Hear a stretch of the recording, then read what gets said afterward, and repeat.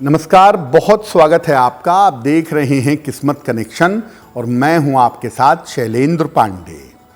हम जीवन में बहुत सारे मटेरियल्स का, बहुत सारी चीज़ों का प्रयोग करते हैं, लोहा, लकड़ी, चमड़ा, और उसी में एक और चीज़ का प्रयोग करते हैं जिसे कहते हैं कांच, ग्लास।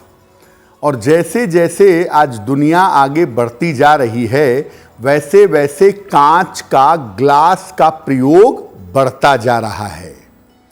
कांच का ज्योतिष से क्या संबंध है?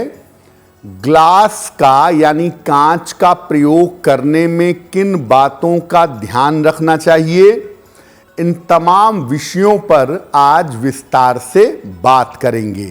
सबसे पहले ये जानते हैं कि कांच का, ग्लास का ज्योतिष में किस ग्रह से संबंध माना जाता है। देखिए, कांच जो है ये मुख्य रूप से शुक्र से संबंध रखता है, पर कांच चूंकि अलग अलग रंगों का भी होता है, इसीलिए इसके अलग अलग रंग इसको अन्य ग्रहों के साथ भी जोड़ते हैं। इसके अंदर के रंग इसके प्रभाव में अंतर पैदा करते हैं। कांच अगर सफेद होगा या कांच अगर ट्रांसपेरेंट होगा तो ये इतना ही ज्यादा शुक्र के निकट होगा।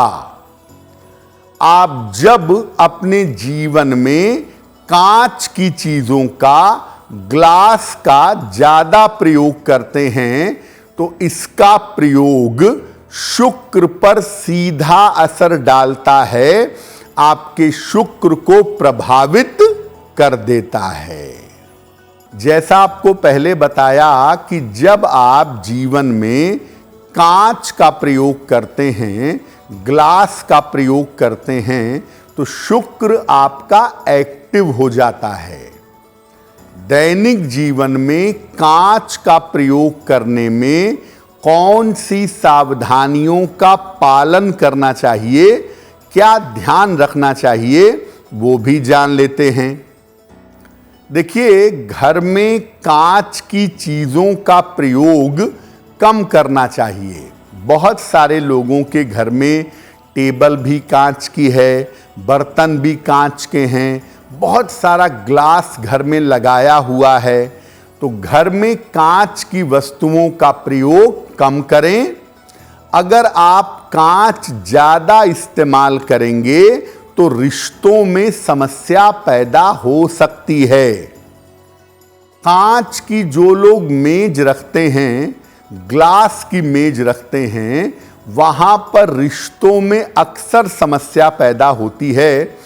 और आप चाहें कांच का प्रयोग करना तो आप लकड़ी की टेबल पर ऊपर कांच लगा लें, वो थोड़ा बेहतर है, लेकिन सीधे ग्लास टॉप लगाएंगे तो वो बहुत अच्छा नहीं होगा।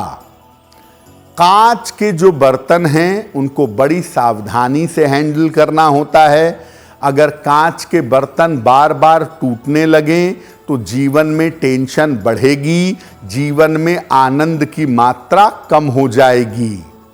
ऐसा नहीं है कि आप कांच की चीज़ों का प्रयोग ना करें, लेकिन कांच की चीज़ों का प्रयोग अगर आप आवश्यकता के अनुसार करें, ज़रूरत के हिसाब से करें तो वो बेहतर होगा।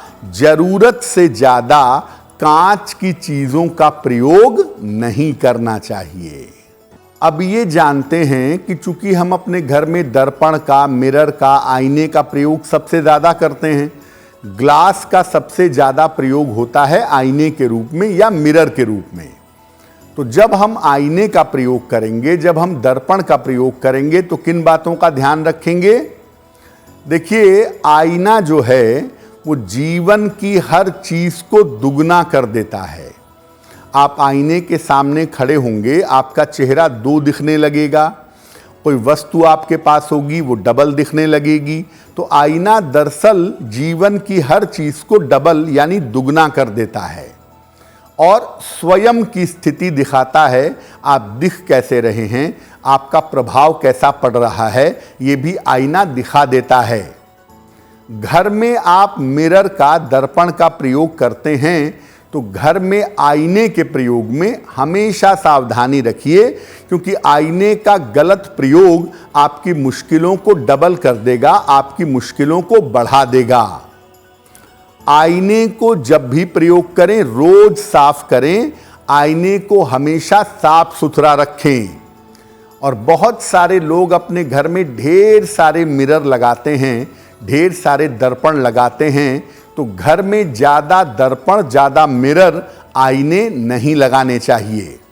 और आईना जहाँ भी लगाएं वहाँ लाइट होनी चाहिए ताकि आपका चेहरा साफ दिखाई दे। आईने को अंधेरे में नहीं रखना चाहिए, नहीं तो ये अंधकार को कई गुना बढ़ा देगा। सोने के कमरे में अगर आपका बेडरूम है तो आप ध्यान रखिएगा कि अपने पैरों की तरफ आईना मत लगाइएगा। अगर बेडरूम में आईना लगाना ही है तो सोते समय आपकी जो पोजीशन होती है उसके राइट या लेफ्ट की तरफ आईना लगाइए। अपने पैरों की तरफ मिरर लगाने से, आईना लगाने से बचिएगा। और अगर कोई दर्पण टूट गया है, कोई मिरर टूट गया है, तो टूटा हुआ आईना अपने घर में नहीं रखिएगा, क्योंकि टूटा हुआ दर्पण, टूटा हुआ आईना आपको जीवन में असफलता दे सकता है।